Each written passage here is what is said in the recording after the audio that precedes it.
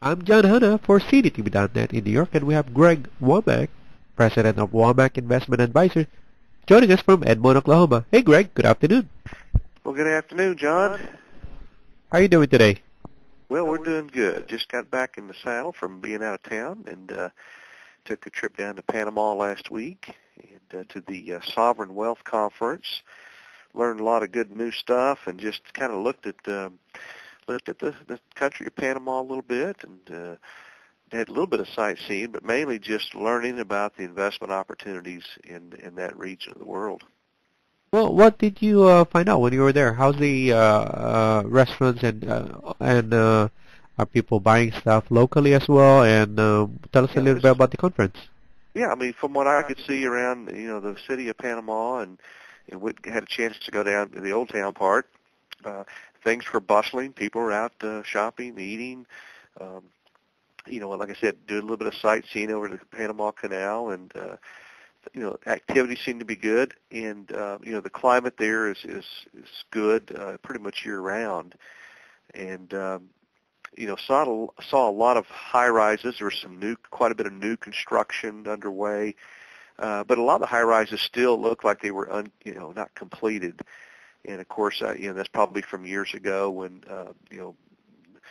the drug money that was better back when in the day. A lot of these things did start the huge development in Panama.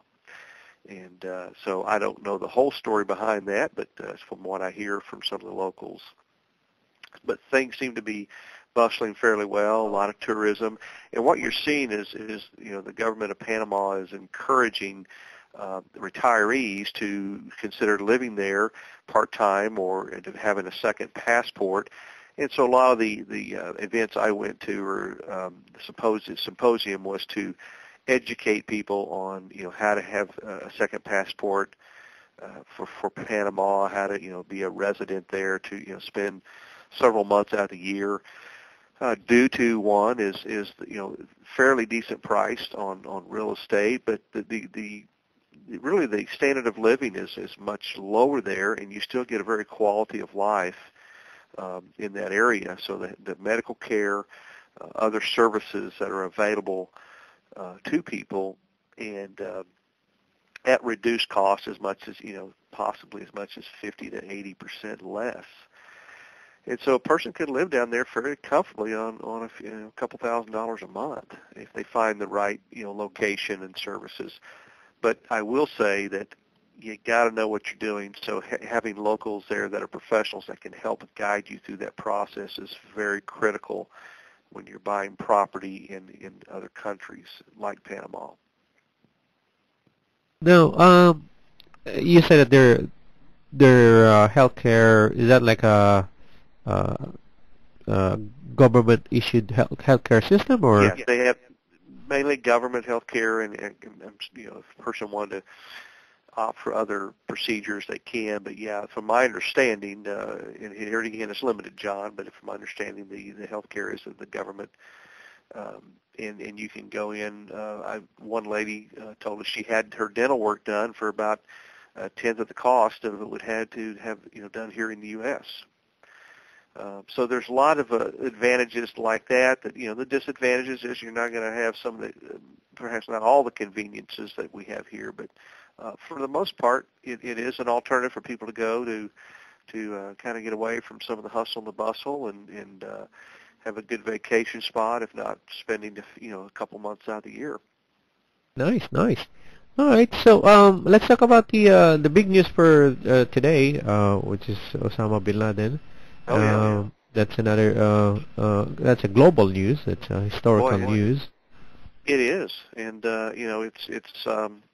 I guess to me it's it's sad that anybody has to pass away, but we did catch a criminal and somebody we've been looking for many years since the 9/11 event, especially. But I kind of anticipated the markets might have buoyed a little bit more than they are. They started out during the day higher and then have trickled down around midday Eastern time on May 2nd, which is today. The Dow is off around 7 points, NASDAQ off 11, and the S&P down about 2. I think since that time it's kind of bouncing up a little bit. So I think people realize and the markets realize that, it was a great victory in trying to find Osama bin Laden and capture or kill him. Now that that's been done, does that change the terrorist game? And I don't think it does, and that's probably what the market's saying.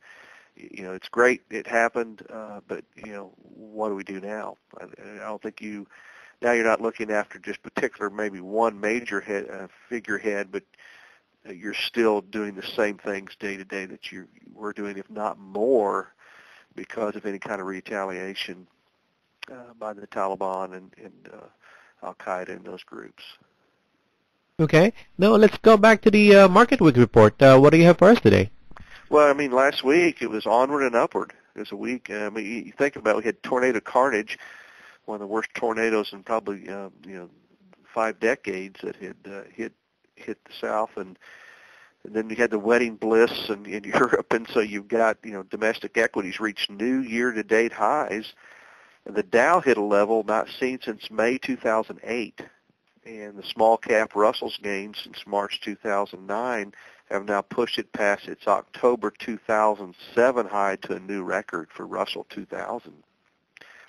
gains. So, despite solid earnings reports from several major tech companies, the NASDAQ had the weakest weekly performance, and the S&P ended the week north of the trading range it's been in since February. So that range we talked about last week, that resistance level, has been broken through, and so for now, unless something major negative happens in negative news, the market, the trend is more momentum to the upside at this point.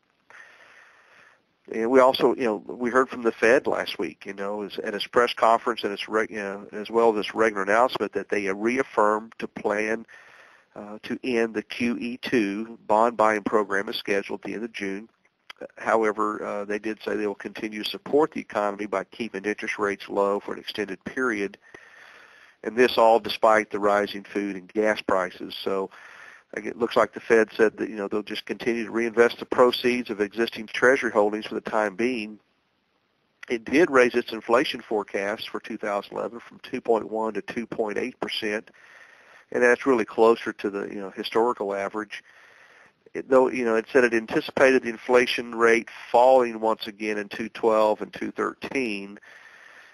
It also forecasts unemployment rate to hit 8.4 to 8.7 by the end of 2011, which is just slightly lower than where it's at currently at 8.8%. So we had some bad weather conditions and higher gas prices to help slow the nation's economic growth during the first quarter. Though the gross domestic product didn't flatline, the Bureau of Economic Analysis estimate or the initial estimate of a 1.8% annualized growth rate was lower than the 3.1% seen in the previous quarter. So the Bureau said the reduced governmental spending at all levels and higher imports were the major factors in the decline. Consumer spending, private inventory investments, exports, and business fixed investment, though weaker in the fourth quarter, were the most positive factors. Better weather helped sales of new homes in March. The Commerce Department said sales were up 11.1% from the February's dismal number, though they're still down, John, 22% from the previous March. So here again, nothing really major rebounding in the housing, just up from the previous low reporting month. Home prices fell 1% during February in the 20 cities tracked by the S&P Case-Shiller Index. So that left the index down about 3.3% from the previous February. And they're almost exactly where they were at its low in April of 2009. So housing's still kind of in a big slump, to say the least. Durable goods orders rose 2.5% in March, third consecutive month of increases, stronger than the February's 0.7% rise. I always talk about Greece's budget deficit. Though it's better in 2009, the deficit was higher than previously estimated, according to Eurostat. So looking at overseas, Japan, it was Japan's turn for a negative credit outlook from Standard & Poor's. though it didn't change Japan's AA minus rating, S&P downgraded its outlook from stable to negative, which suggests, the likelihood of a downgrade if financial conditions deteriorate in wake of the recent multiple disasters over in Japan. After the Fed's announcement, the dollar really continued its recent decline. By the end of the week, it hit roughly $1.48 versus the euro. So the dollar, still weaker. So we look ahead, John. We'll see how the death of Osama bin Laden continues to play out. But really, the economic news, the fundamentals are pretty much the big picture here. So in light of the recent, weakening in the weekly unemployment figures, the April figure will be due on Friday. Will be of big interest. Continued earnings report will arm wrestle a heavy load of economic data for investor attention. That data will include auto sales, factory orders, service sector, productivity, and labor costs, and then Friday the unemployment payrolls. So a lot of economic data this week, and of course earnings reports will continue to come out, which so far have really been a pretty good positive for the markets. That's Greg Womack, president of Womack Investment Advisors, joining us at Edmond, Oklahoma. And I'm John Hanna for CDTV.net in New York.